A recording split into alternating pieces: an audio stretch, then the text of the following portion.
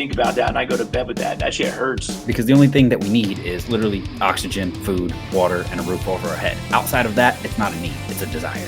Hey man, I don't want to have this conversation anymore because it feels negative.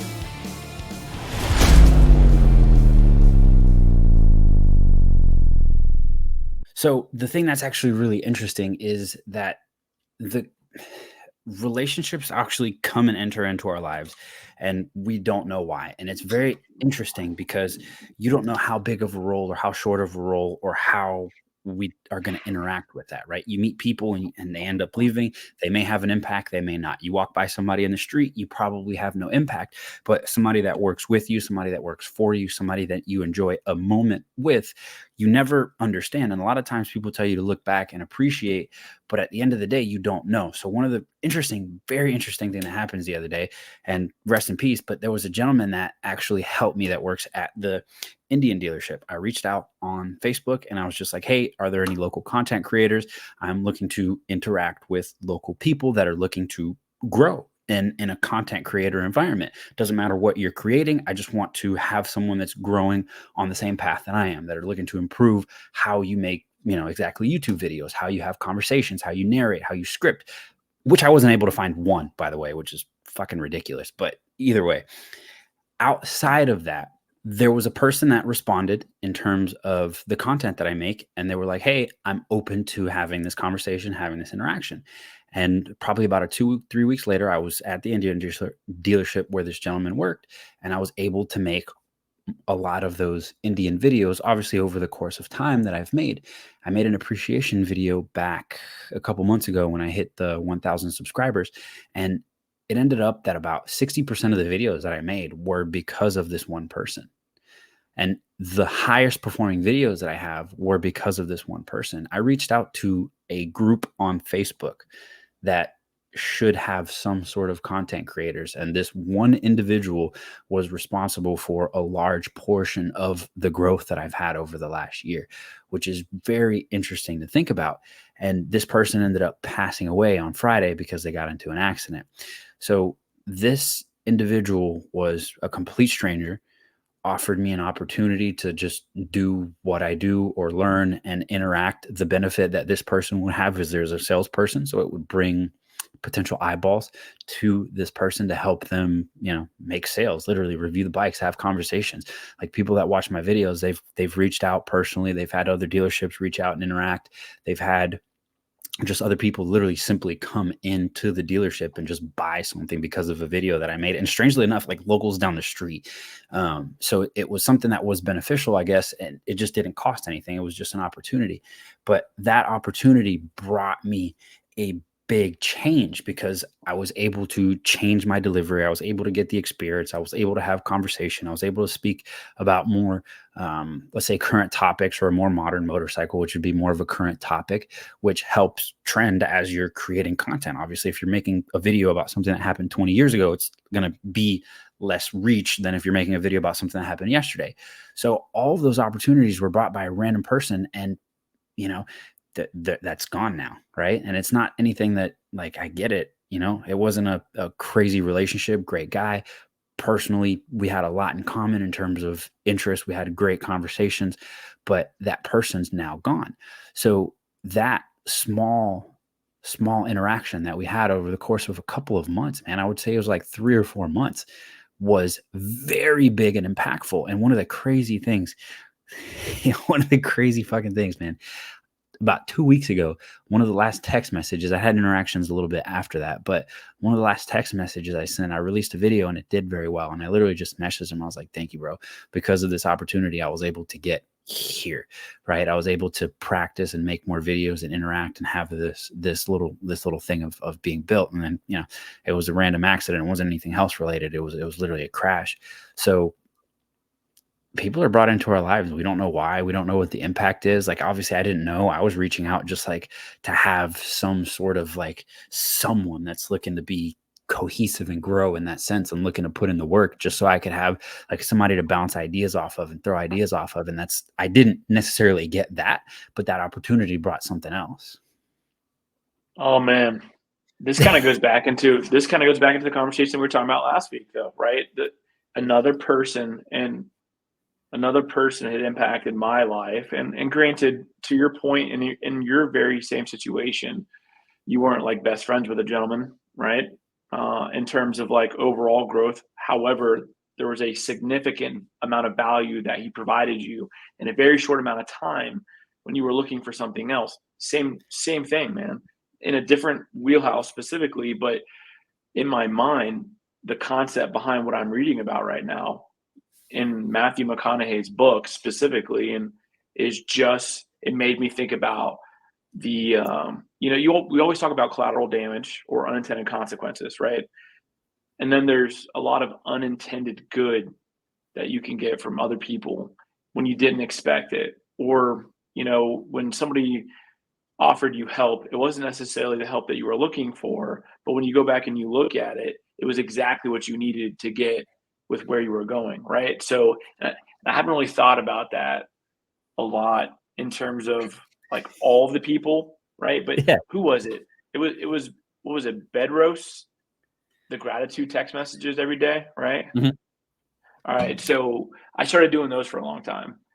And then there's a core amount of people that I can think of that impacted my career or just impacted me personally that I've sent a note to. All right. But then I guess what I really didn't think about through that process was the small gray area wins, or what's another word?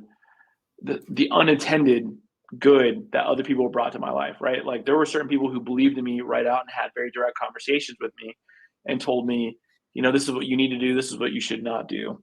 But then there's other people along the way, going back to that 2017, 2018 year that we went through, that weren't there in terms of like what you and I discussed through all the challenges that I faced during that time, right? But they also played pivotal, roles in allowing me to be who I was during those moments that really sucked. That's where my head was at with it, right? Because Yeah. life was super, super tough financially. Life was super tough on all different levels, taking a step backwards, having a third little one at the same time. Like there was a lot to unpack in a very little amount of time. So then all the people that have helped you through those little pockets of life, whether you were in your teenage years, whether you're in your 20s, whether you're in your 30s, that you just don't think about, that were unintended acts of kindness, to your point. And then you just stop being friends with them.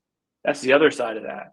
It's that chapter piece of the life where it's like, okay, for one chapter, you're so close to them, you're there every single day, you're playing basketball, you're going to the ballpark, whatever it may be, right? You're there frequently. And those are the moments that you can think that were just like they were all the help that you didn't know you need. And then you fast forward 10 years and you're like, man, those are people that I just don't even talk about anymore. They're not even in your daily circle. That's the other side of that shit. So there's people who impacted your life that you just couldn't tell, how significant it was to them. Like they just wouldn't understand the gravity of that, or you can't get close to them. And then on your side of the fence, there's people who significantly provided value that had no connection to you whatsoever. They just gave you a chance out of nowhere. That's another crazy aspect to look at it. Yeah, 100%. And then the other one is an interesting twist that so there are times in our lives where we as individuals struggle, whether it be a bad relationship, a bad situation at work, something bad, something negative, something that you may not see as as a literal blessing. And this is very crazy and interesting because this was something that I became aware of rather quickly in terms of me looking back, but not quickly as it was happening because it was like fucking torture for a while.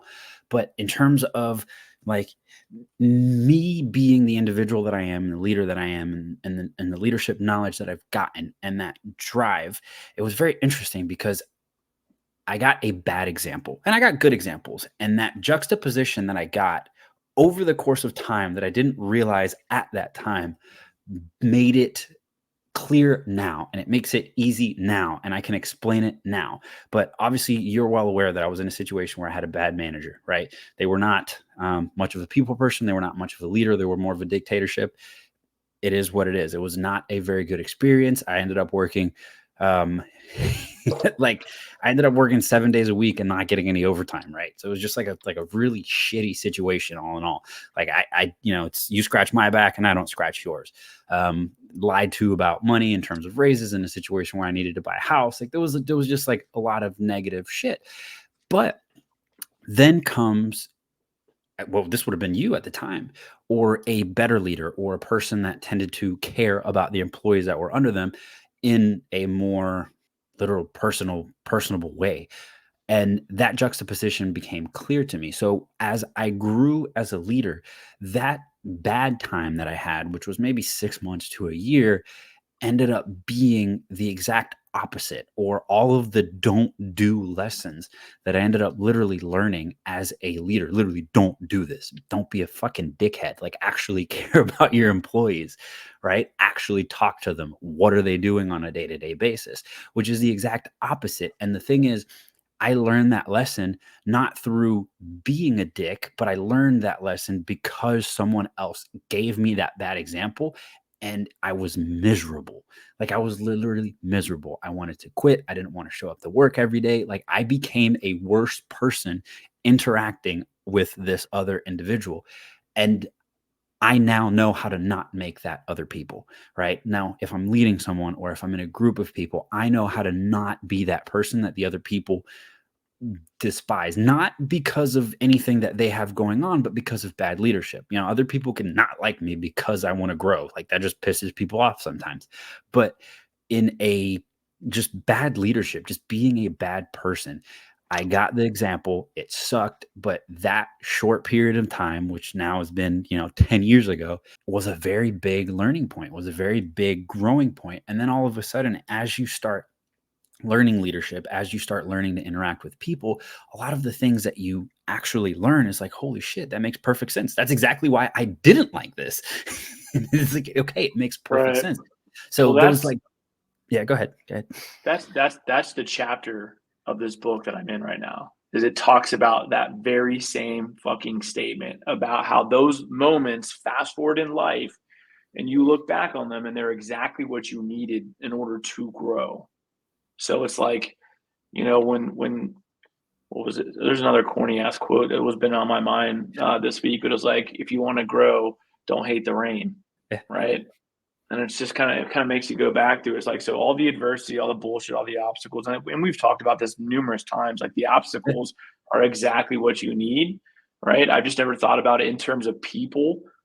On the ones that come across your path are of value, whether they're a positive experience or a negative experience, is how you leverage it to your advantage, right? Um, and we just don't understand the significance that they play in our life at that moment. To your point, right now, you saw how not to be as a leader. The other side of all of that, though, right, just in terms of leadership and overall development, and this is like the direct topic of conversation that was on my mind this week, was just like unintended consequences of words that you use as a leader or collateral damage as a leader, right? And leadership can be in any terms in a friendship world, right? Because you could still be a leader of someone and still be friends with them, but not necessarily looked at from a leadership perspective as above, right? Because I can consider you a leader in the same regard. And I Yeah. wasn't referring to you and us, right? But just definition wise, when you look at, like, to your point, like, I love leadership, man. The act of leadership itself is a challenge because everything is completely different, right? Every person is different that you interact with, and one of the quotes comes down to, in order to be an effective leader, it's easier for you to change to those that you lead than for those to change to you, right? In terms of following your leadership style. But no matter how you look at it as a leader, no matter what you say or do, could be looked at negatively, no matter what, right? To Of in course. your ways, just because people don't want to grow, they want to stay in that loop of life, right? Um, or people just don't like feedback or criticism, whatever it may be, right? So one of the things that I think about very often, man, is like, just in terms of the business world and the professional world, when you start to stay or say and cite certain words or use certain terminologies, man, how powerful those words can be that can then dictate that person's thought process, right? Whether it's a positive experience or a negative experience, man, depending on the frame of mind that somebody's in, they can perceive something that you said as incorrectly, number one. Number two, it's a miscommunication. Or number three, it's just about the way they feel in that conversation, which then changes their mindset and alters everything. I'm not trying to speak like in black or white terms, just something that, or a lot of gray terms, just something that really has been on my mind heavily that kind of ties into this is from the value of which people provide you from a past perspective, from a present perspective, right? And then going forward, how does that all change, right? Past, present, and future. You just don't know it, man. You don't know it, and that can be, and it's like one of the downfalls of leadership, and one of the, one of the byproducts of leadership, man, is that not everybody is going to agree with you, Yeah. right? Or not everybody's going to take it and see it your way. Not that your way is necessarily accurate, but the way that you intended to deliver that statement, right? No, but it And makes then sense though. It go. makes sense just because like us as people, right? We've grown up in different places. We have different parents. We have different environments. We have different things. And it's interesting. One of the things that I wanted to talk about was words, not externally, but internally. But either way, it's kind of headed in that direction. So the thing about words is, right? If for example, you're talking to an employee, right? And you say, hey, I need this to get done. All right, I got you. Right? That means something to you. That means something to them, right? But then it gets busy and they have to clock out at 4 and it's now 3:30. They haven't had a chance to do it. They've had customers for the last 20 minutes. What does that I gotcha mean, right? Does that I gotcha mean you're going to stay late and make sure that it gets done? Does that I gotcha mean I'm just going to do it next time whenever I come in? What does that mean, right? Like what's the significance in the context that we're talking about? So we use a lot of vague, ambiguous words that don't necessarily mean specifically what we mean. Had that person said, yeah, if we get a boatload of customers, I'll knock it out next time I come into the shift, instead of, yeah, I gotcha, I'll get it done. Like when? Like, right, hey, this needs to get done. All right, cool, I'll get it done. When are you going to get it done? Are you going to get it done your next shift? Are you going to get it done now? Is this the first order? Are you going to do it after lunch? So there's a lot of words that we just throw around that leave room for ambiguity, which everyone interprets differently. So you could literally say the same thing, use the same exact words, and because of your tone of voice, someone will interpret it differently. Oh, Right? 100%, dude. I've thought through multiple conversations, right? And the person that I'm referring to that it went sideways for was, somebody that I work, pretty closely with, right? And I've spoken the same way to hundreds of people, man, and never had it. Doesn't necessarily, and I know that factually, logically, I understand it.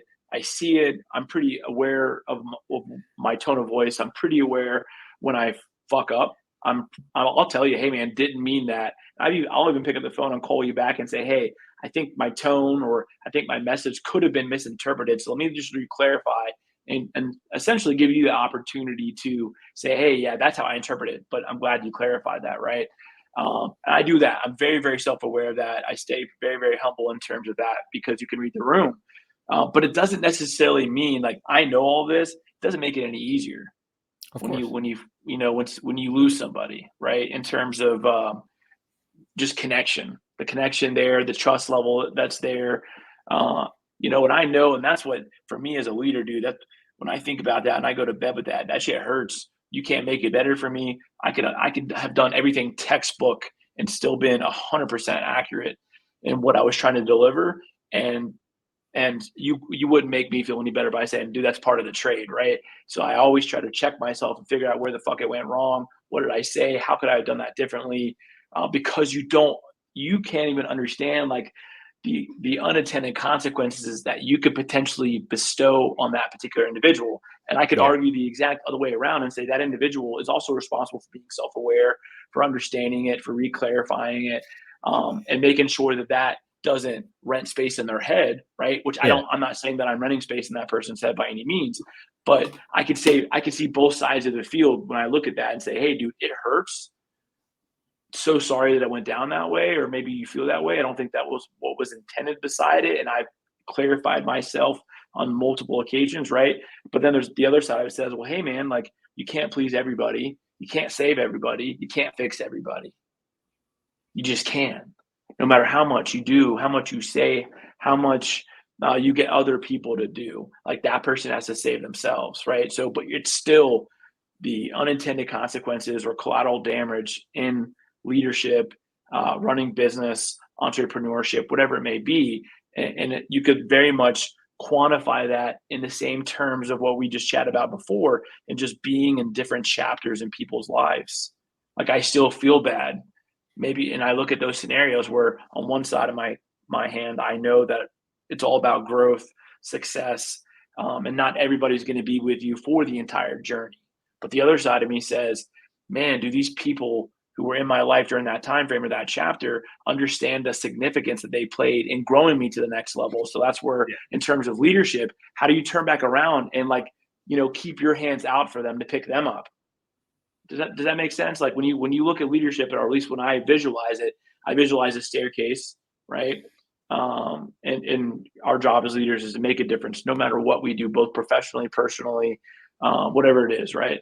But when you make it to that level, how do you turn back around and pick those fuckers up when they may need it? Because they could just be in a different chapter in their life, and their chapter just wasn't at the same time as yours. You know what's really interesting is the way that you think about it. I think about it slightly differently, not because of the way that you think about it isn't accurate. And I have envisioned it the way that you have in terms of actual stair steps, but it is that way in terms of growth. Obviously, there's, hills and valleys, and just like anything, it's not going to be a perfectly straight line. But the way that I see it in terms of assisting other people is you have to get far enough away to be able to do that, because you can't do that from two steps ahead. You can help one step with one step. For example, if you are a store manager and you have an employee that you were both started part-time with, and you've learned and had the discipline to gain the knowledge to be a store manager, you've learned the numbers, you can teach the numbers. You can teach that person how to make it to the level that you're currently at, and you can help them grow in that sense. But that's not what you're talking about, right? You're talking about something more, right? How to elevate yourself, how to become a literal better person, and how to reach back and say, I help you. Because at the end of the day, like, you can go back and give other people a job, right? That's helping them. You can help them earn more money, but that's not what you're talking about, because at the end of the day, they're still in the same loop. They're still in the same Correct. spot. They haven't figured out how to, like, advance it for themselves. You don't want to do that. Like, I don't want to put you in a situation where I've taught you information, but you didn't learn those lessons. You didn't earn it. That is not the place that I want to be, right? So the way that I think about it personally is, think about it as like a hilltop or a mountain or an edge, right? Where you've jumped, you've taken the leap, you've believed in yourself enough to say, I can do this, right? And the way that I personally see it, and this is completely up to the other person, so I take no offense if this is how it's received, and I take no pride if this is how it's received. But my efforts and my results are an example. I can talk to you about my efforts. I can talk to you about my results. I can talk to you about my mindset. I cannot do that for you. You have to take that leap yourself. Now, with me, I can make that leap a little easier, but I can't make that leap, right? I can't build the confidence to say, you can grow to this level. I can't build that confidence. I can't put an image in your head of you actually growing to a specific level. The best I can do is do it, and therefore it's possible, right? So for example, in terms of, let's just talk about building a company, right? We're, kids, we're 20, 30 years old. We're discussing building a company and potential sales, and yeah, it's all dreams, it's all big, but we all have a specific set of sales knowledge. And for some reason, there's two people, one of them ends up expanding, leaving that relationship and building something, and they end up getting that result. The other person doesn't, right? That other person can be jealous. That other person can be, I helped that person build whatever they can do. That's like what you see the most of. But at the end of the day, you and I will agree, at least on this, is that I see that and I go, oh, fuck, it's possible. How do I do it? And I'll ask questions. And now you can become the guide to me. You'll see it the same way. If you see somebody do something, you see them rolling from a Honda Civic and going out and getting the Lambo, like, yeah, it may be flash, but at the end of the day, you still kind of want to know, like, what the fuck did you do? Like, did you actually do it, or did you kind of do it and you're just flaunting, right? Like, did you actually pave that path? Did you actually do the work? What's the results that it took? How did you get there? I asked that question. That's where I want to be. Like, I don't care. I don't get jealous because someone else flashes their shit. It is what it is. You've earned it. Flash it. It's not flashy to me if you talk about what you've built over the course of time or what you've acquired over the course of time, because you've walked that path to get there.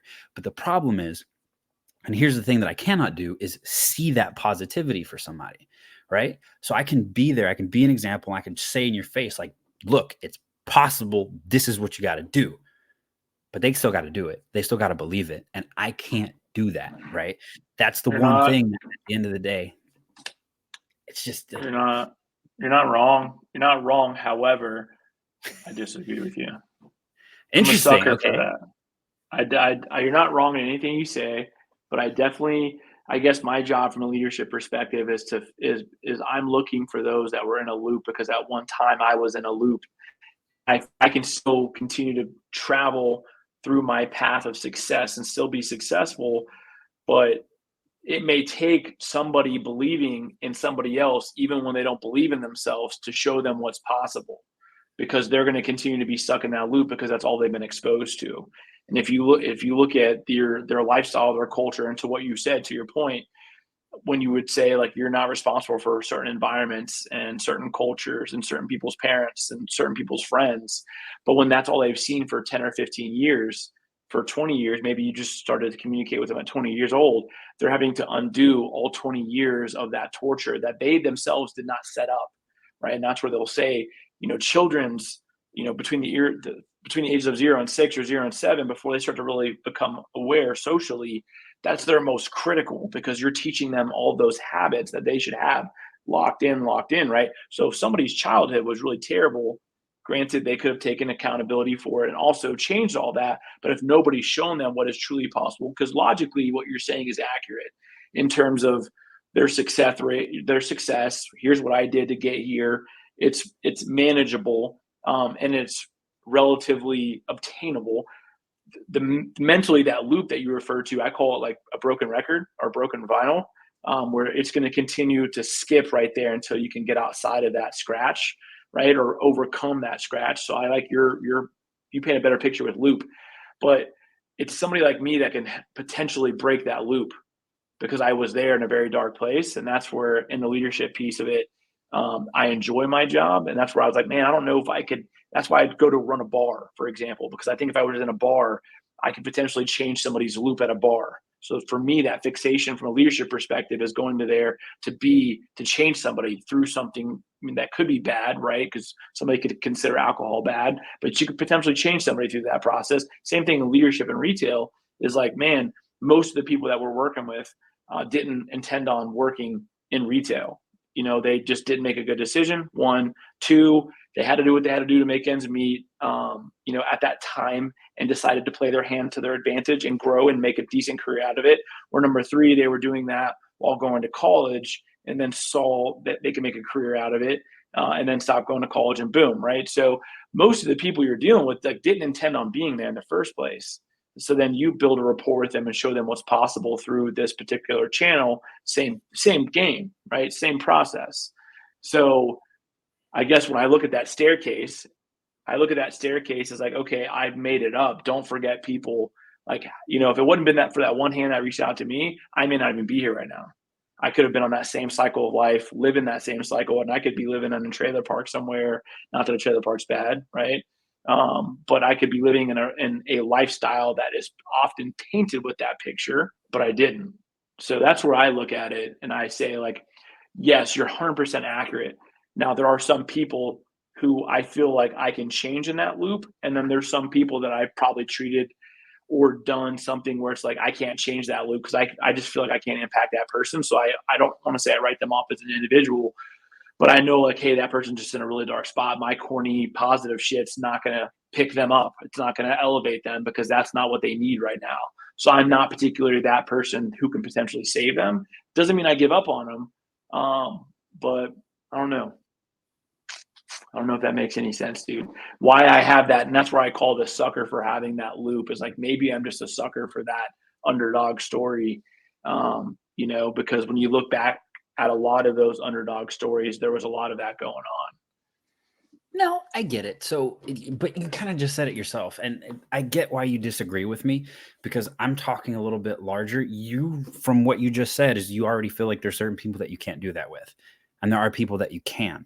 So you've already established that this is a person that, even though they may not currently have the willingness to, you've established that you have the ability to help in some way, shape, or form, right? So you've already filtered something out, right? I was speaking a little bit more generally. Like if there's someone that I very specifically know, have interacted with, I know that they're on that loop and I know that they're on the edge. Of course, 100%. If you have the ability to do something, do something. That's not what I'm saying. But from what I was talking about and what you were talking about, you had a, let's just say, a more specific person in mind, right? I was just speaking a little bit more generally, just in regards to the situation in general, which is probably where the disconnect is. No, no, no. I was speaking generally. I was because remember my rule with people is like I'll try 3 to 5 ways to impact that individual's life before I filter them out. So like from a generalization perspective, like I probably should have prefaced that in my conversation, but like I'll give somebody like 3 or 5 opportunities and I'll try to alter or cater my approach to see if I can impact before I say, okay, like, hey man, I can speak the English, Spanish, French, German, or Japanese. Like if you can't understand those 5 different languages, like 5 different Kirks, then at some point in time, like maybe I'm not the right one for you, right? And I could be using more or less, but I try to at least filter through that process first because you never know who you're going to be able to impact on that level. I get it. But what happens to the person that takes 20? That's fair. Maybe I milk them up for the next person so it doesn't. Maybe that's the true story on life is that maybe it's the total frequency in that person's life where maybe you're just like the 10th person down the assembly line to maybe crack that person. I Think mean, about that's that. pretty much it. No, it is because everything in our life is a seed, whether we choose to water it or not, right? So the same thing with our thoughts, the same thing with our words, which is kind of what I was going to talk about today, is that's something that you have to water. Everything you have to water, regardless of what it is. Every single thing you have to water. If it is a habit, it is a habit for a reason. If you do not have it as a habit, you do not have it as a habit for a reason. Period. Point Well, blank. I don't give listen, a fuck what you in think. this in the sports world and in the professional world, like, dude, and just we're coming up on football season right now, but I just look at like Ryan. I always use the Ryan Tannehill thing in my brain because I connected with that individual when I was watching a lot of football, and I don't do it as much anymore. But he was playing for Miami at the time. He wasn't that great. They traded him off. He went to Tennessee. Boom, the dude started flourishing for a couple of years, right? So it's either it's not the right time, it's not the right system, it's not the right culture, it's not the right time in those two particular individuals' life for them to connect, right? So they could have been the right people just in wrong chapters of their life. So that makes a whole nother conversation, which could coincide with your generalization of how you deem people, two individuals, one positive or one negative in that particular situation. Like, because maybe the person that I'm referring to has been cycled through multiple times, and I just connected with that individual because we shared a common interest. Maybe it was football, maybe it was tattoos, maybe it was motorcycles, and we just connected. And like his prior manager maybe went to church every Sunday and wore a tie and hated people who rode motorcycles, right? I don't know, just making shit up, right? But sometimes everybody wants a good intent in their Yeah. conversation, but sometimes the timing is also off, right? So I totally see that, and that's where the logical piece of my brain also says of the story that I was telling earlier was like maybe I was just on the wrong time, dude, because I've talked to hundreds of people and I talk to people now the same exact way and I give them the same exact feedback and I call in and check on these individuals frequently, right? Where I know other people don't. And then just one person, I had one who decided to take it a little bit differently, right? Does it bother me? Absolutely. Am I fully aware that I struck out one time over the course of 1,000 at bats? It's not 1,000. I probably maybe 100 in the past couple of years, right? Where it's still like you just as a leader, dude, you don't want anybody to fall off the bus, man. It's painful, especially Yeah. if you had a hand in it. But it also, at the end of the day, you don't know, right? You have not a single idea because I don't know. I'm just whoever assuming.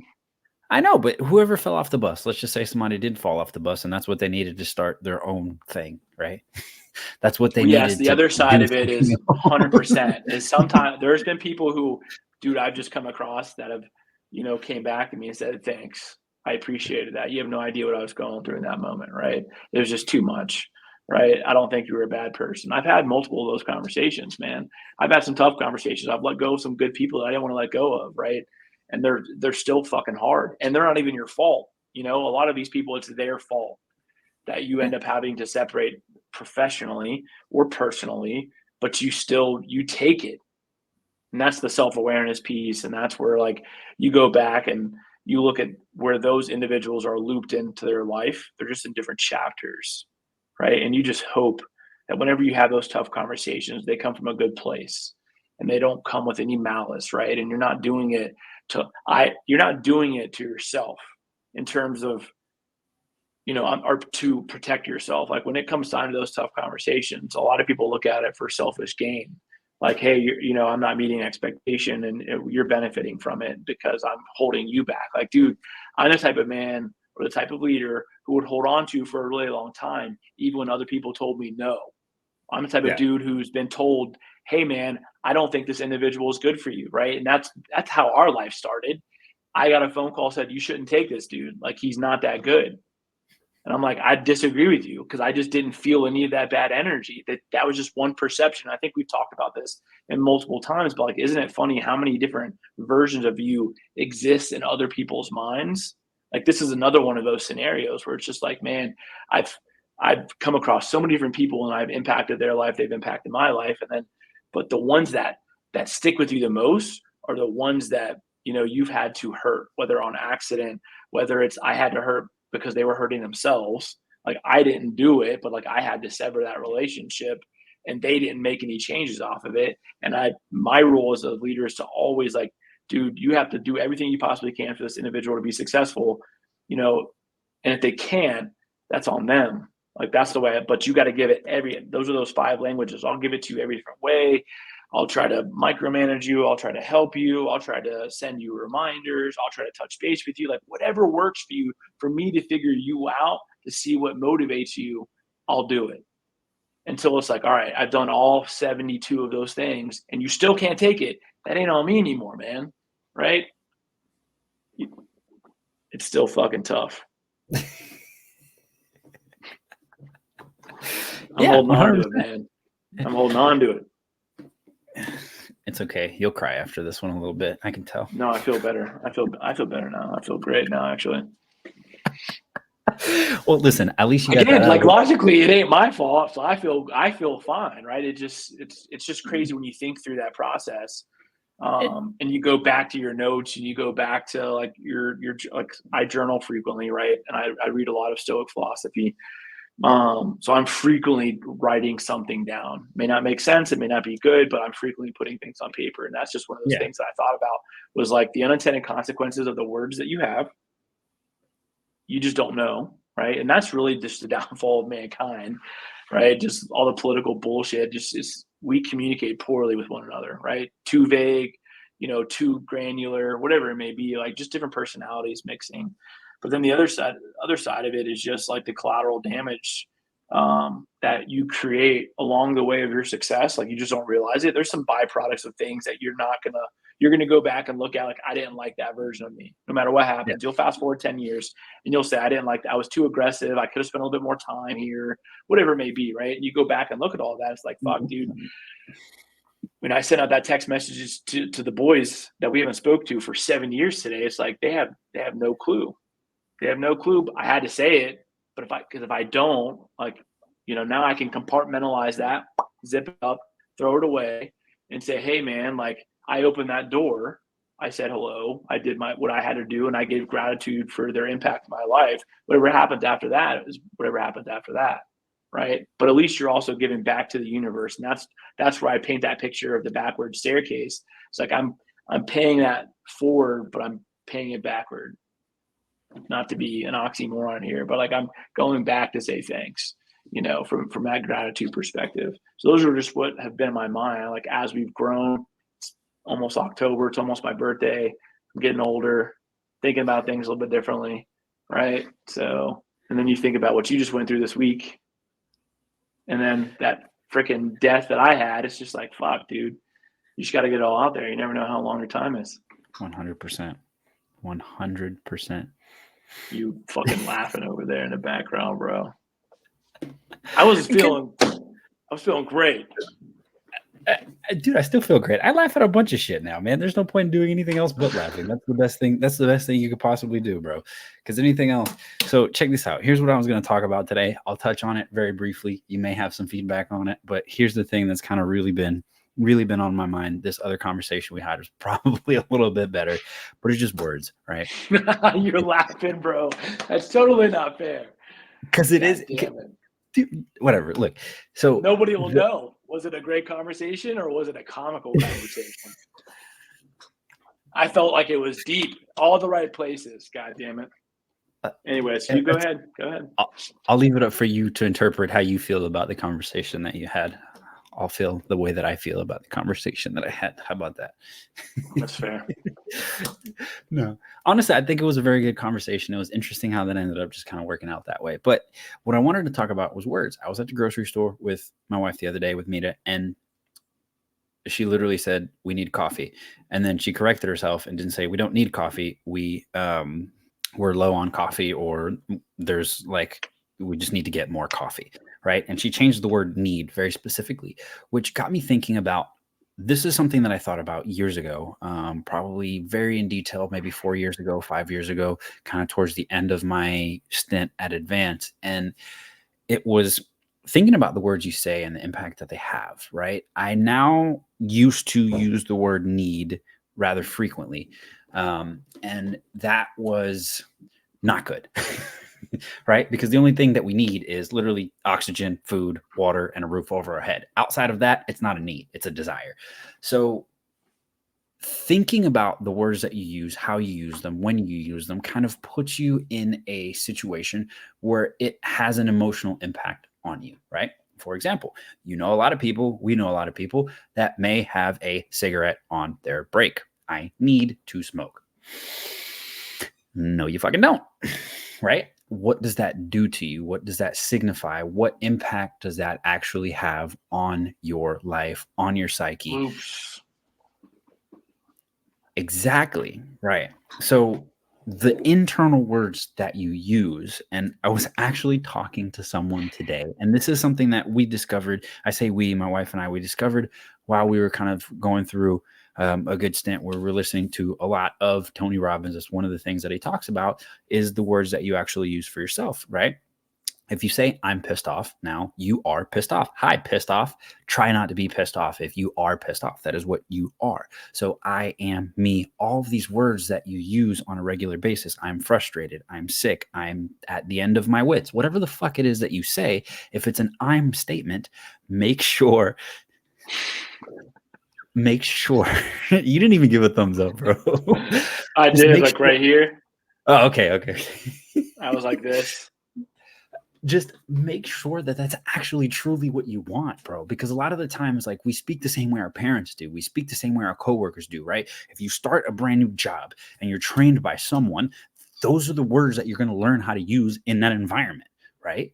Not necessarily exactly what you want. The same thing as when you interact with other people, as your children, you're growing. I've had the pleasure of helping kids like play baseball for a little bit. And these little kids have the same attitudes as their parents.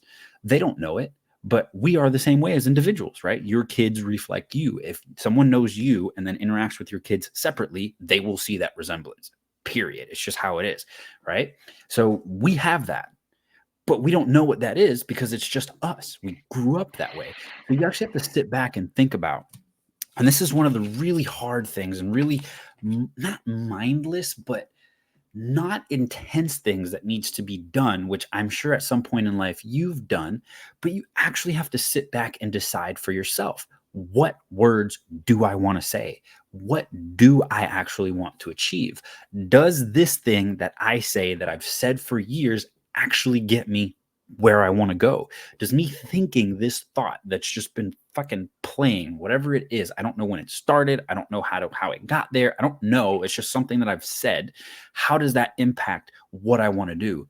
Do I actually want to do it? And when you sit back and actually have that basic, simple conversation with self about the words that you use, it makes a crazy impact. And it's literally, you don't have to do anything else but think about it. Because once you think about it, like we were talking about that seed, like that one seed is planted, right? So now someone's going to hear this and say, I need a cigarette. And that's going to have an impact on their life. And they're going to go, I don't need a cigarette, right? And then you go and you smoke. And then eventually, like a year later, 2 years later, 5 years later, it doesn't matter. You're going to look at that damn cigarette and you're going to be like, I don't need this.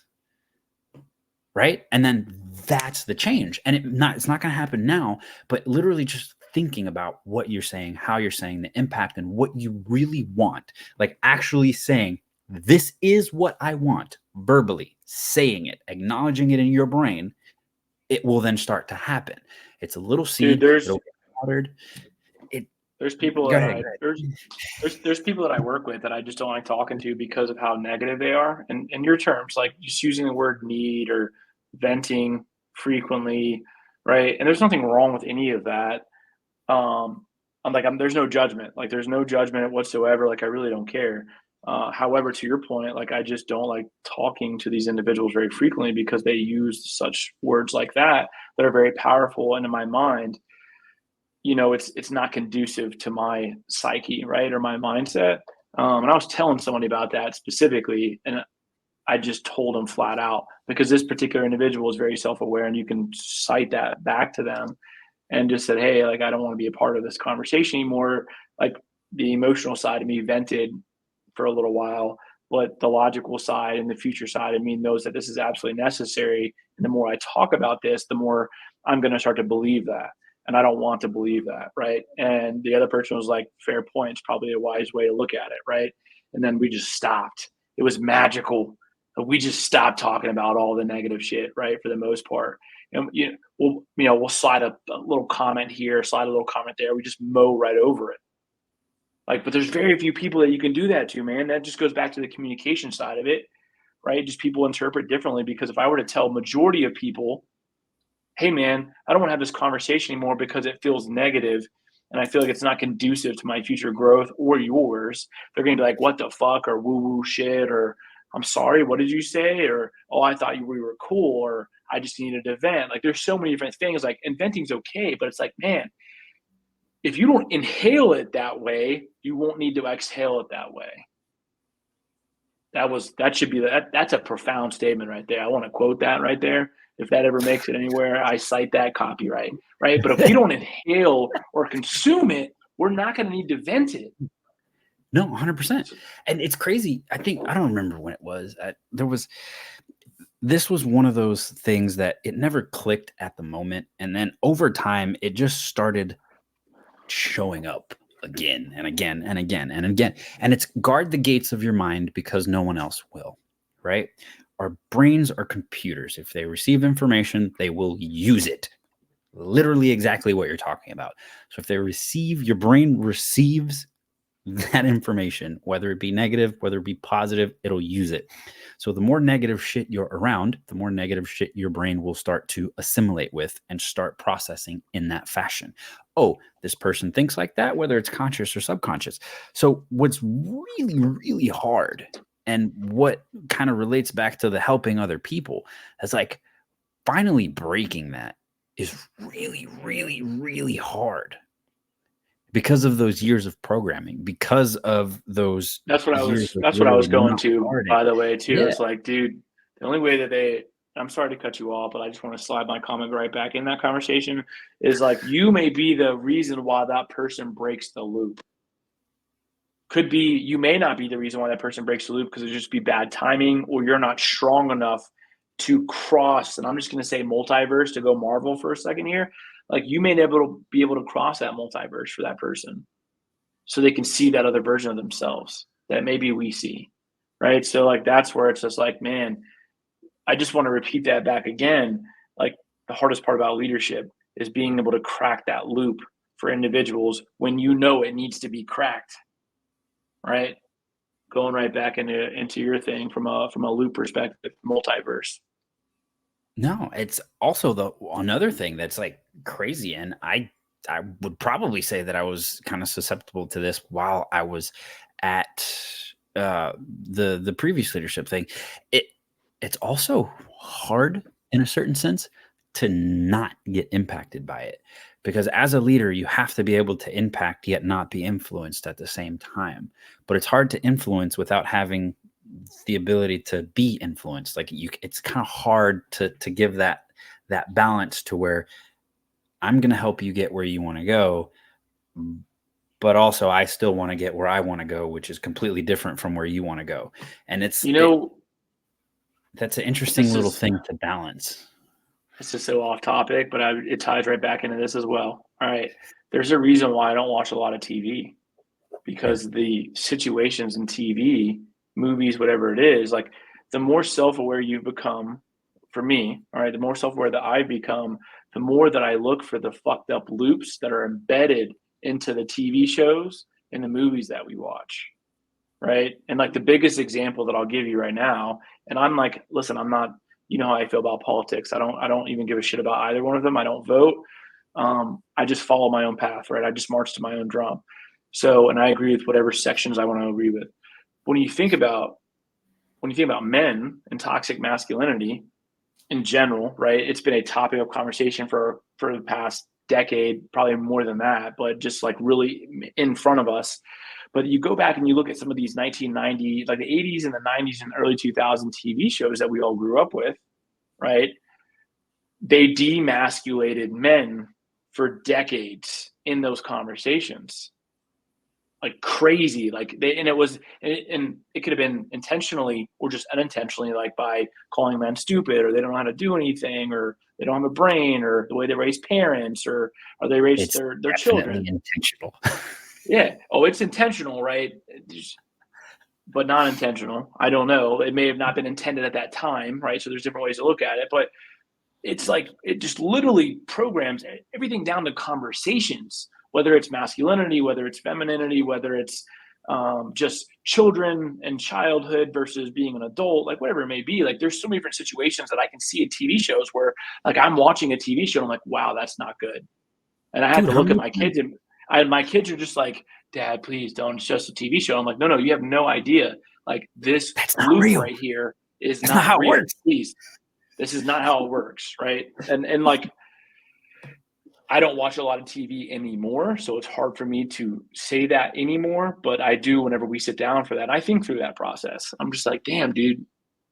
And I listen to like you listen to a sports game, baseball, football, and they start talking about things. And you start watching these TV commercials, and you're like, that is so bad. Like that should not be on TV right now, right? Because it's literally the fact that it's even okay is not healthy, because you don't know what minds are in front of that TV, right? So that's the whole other piece of that. It really ties into all of this conversation, is that the loops that people are in, the environment and the culture, and it's something that you and I have openly talked about for since practically day one, right? That you have to control. And there's times when you're going to have to recontrol or reroute your own loop. That is a long, slow burning process, my friend. It takes years. It takes years. It doesn't have to, but usually it does. Well, then you constantly grow, and then you have to rewire it, right? So the way I've looked at my life in the past has been like years of 5, where you grow through those 5 years, and I think it's getting shorter as I started to get older, but so maybe it's in a loop of 3 years, right? Yeah. But you'll be fixating yourself on something, you'll grow a lot within those 3 to 5 years, and then you're like, all right, now you got to elevate to the other level, right? So you've got different sectors of that as well. Yeah. You know what's really interesting is something that I always see in I see it in success in different ways, shapes, or forms, whether it be in music, whether it be in movies, whether it be in actors, whether it be in just whatever, right? The thing that's usually the most prominent or the one that I hear the easiest is music, because I don't watch a lot of like TV and I don't watch a lot of interviews about other people because they've built their life. I'm not trying to watch somebody else. I'm trying to build my own. But it's the reflection of thinking back to the person that you were and who you have to become. And there's always a sense of like sorrow or loss for the person that was. And I don't think it was because you don't see yourself as better, because everyone's happy at their success. Everyone's happy for the road they've traveled. But I think that people miss the peace and bliss that comes with the lack of not being self-aware.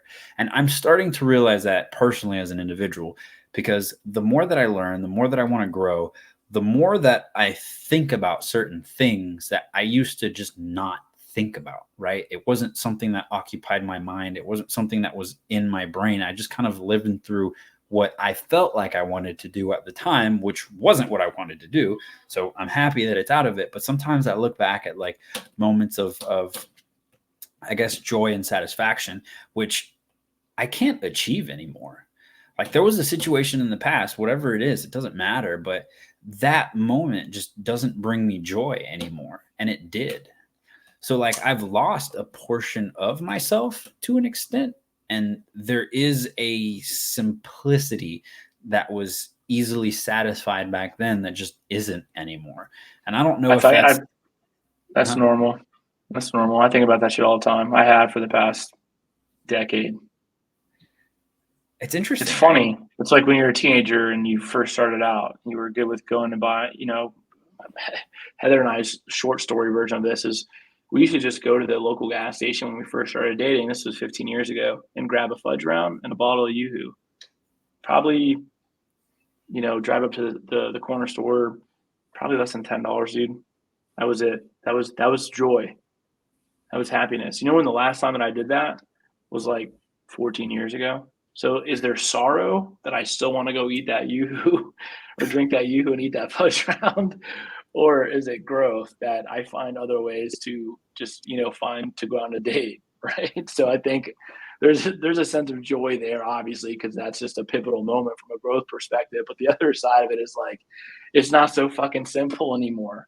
I think, but that's the unintended consequence and the collateral damage of wanting to be successful, by the way. That's where you look through in other people's lives where they're in their loops. If you really think about it, they had a decision that they probably could have made that could have jumped them through those loops, but they got to the point where it wasn't so simple anymore. And they were like, okay, I'm done. I don't want to continue that, because there is an unintended consequence of that. And that there's a byproduct of that. That could be essentially collateral damage. And you have to think through that because it impacts other people, right? So who are you willing to lose along the way in order to reach that goal from a final destination perspective? Because it may take you 20 or 30 or 40 years to get there. So I think that's why, if I look back at some of that, I think there's some people that could have been successful who chose not to be. They just settled where they're at, and they're okay with that because they know that there are burdens to carry if they continue to go up the staircase, right? So that's the other side of it. My friends. I don't know how to end this. We went on a roller coaster. We didn't even fucking plan different hats too. Like we haven't even gotten through that dynamic yet. Like are we doing it on purpose at this point? Like just every time you're gonna be a Boston hat and I'm gonna be a Yankees hat. It's crazy. There could be a whole episode on that. I have a few hats. A few. But you've never worn a different one. What are you talking about? First off, I cycle through them to not wear the same thing over and over, because if somebody miraculously out there decides to watch all of our shows back to back, I don't want to have the same hat on every time. I know. You wear your Advanced Auto Parts hat. I've seen that one. So anyways, I don't know how we cycle this one out, bro. I don't know how we cycle it out. I think we went into 1,000 different directions, but we linked them right back in. We linked them right back in there. How about this? This was probably the most natural form of conversation that we've had whilst recording. And it's because we started a conversation and literally just hit the record button. So every one of you that made it this far, thank you for watching. I hope you appreciate our natural conversations. And if you're down for it, my friend, I think we may have a